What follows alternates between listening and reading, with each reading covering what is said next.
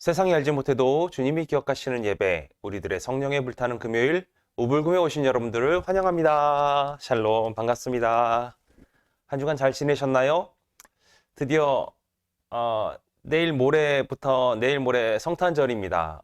많은 거 준비하셨나 모르겠습니다. 내일은 성탄 전야제나 그 새벽송을 도시는 교회들이 몇 군데 있는 것 같아요. 저희 교회는 아직 작아서 아직 그 성탄 전야 행사는 하지 못하지만 그럼에도 성탄절 예배는 제가 열심히 풍성하게 준비하고 있습니다. 주님이 오신 그날 기뻐하며 준비하는 저와 여러분들 되셨으면 좋겠습니다.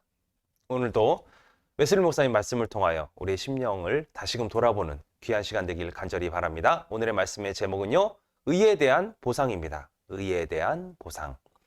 마태복음 25장 34절이죠. 그때 임금이 그 오른편에 있는 자들에게 이르시되 내 아버지께 복 받을 자들이여 나와 창세로부터 너희를 위하여 예비된 나라를 상속받으라. 아멘.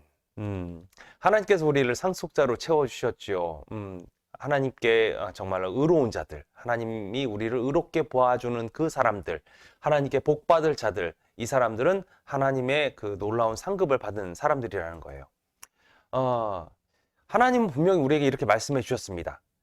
우리는 하나님이 자신을 부지런히 찾는 모든 이들에게 상급을 주신다는 사실을 분명히 알 수 있어요. 그런데 이런 일반적인 진리, 이런 것을 그 이성으로부터는 아주 작은 정보밖에 얻지 못하죠. 우리는 성경이라는 어떤 액션을 통해서만 이것을 알 수 있어요.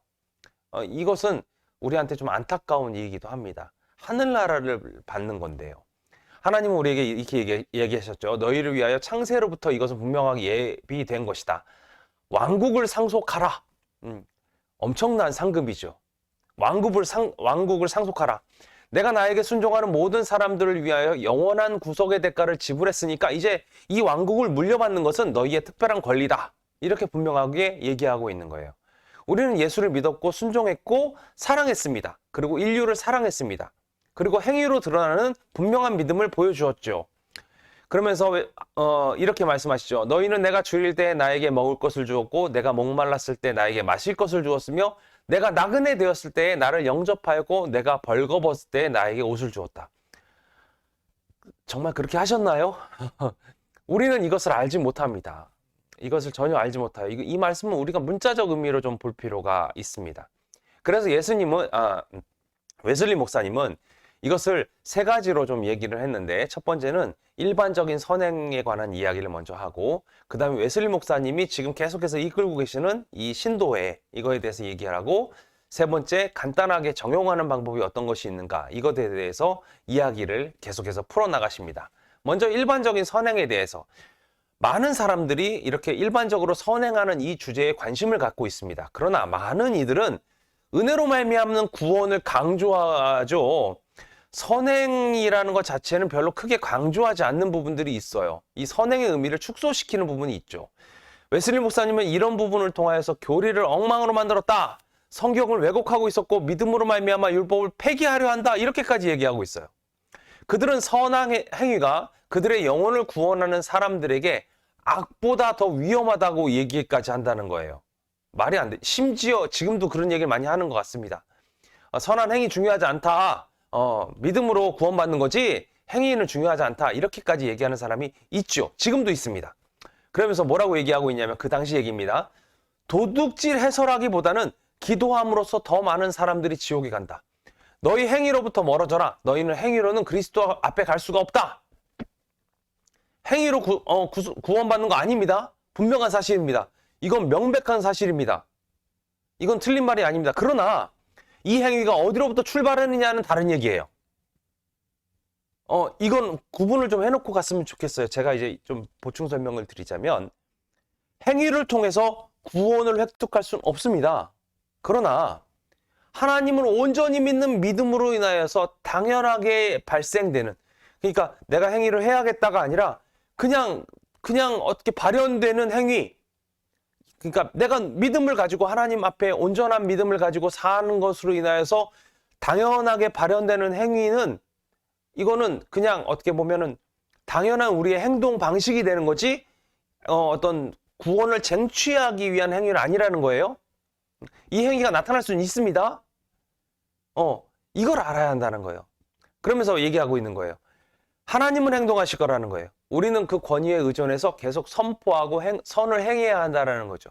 우리가 완벽하게 완벽한 믿음을 가지고 그 믿음을 가지고 발현되는 행위, 그러니까 빛이 자신을 숨길 수가 없잖아요. 그냥 드러나는 거 아니겠어요?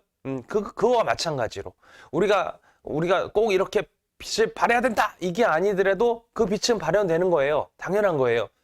화려한 죄가 아니라 하나님이 기뻐하시는 헌신이라는 거죠.